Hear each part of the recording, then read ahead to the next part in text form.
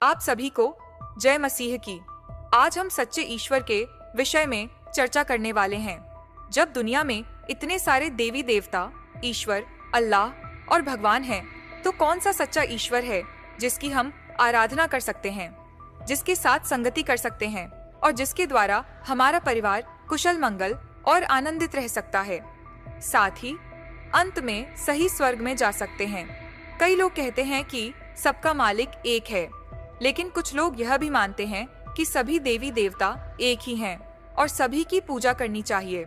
परंतु वेदों के अनुसार परमात्मा न तो भगवान है, न देवी देवता, न ब्रह्मा, न विष्णु और न ही महेश हैं।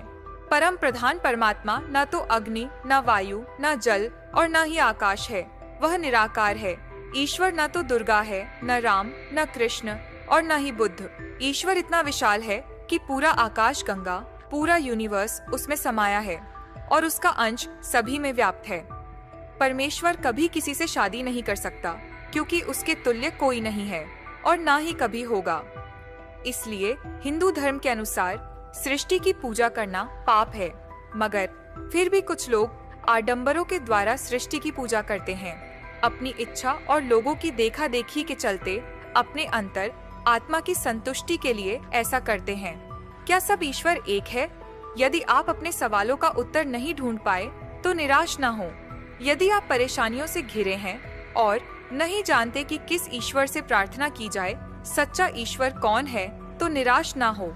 आपने यह बातें तो बहुतों के मुंह से तो ही सुनी होगी कि सभी धर्म एक ही हैं, सभी भगवान एक ही हैं।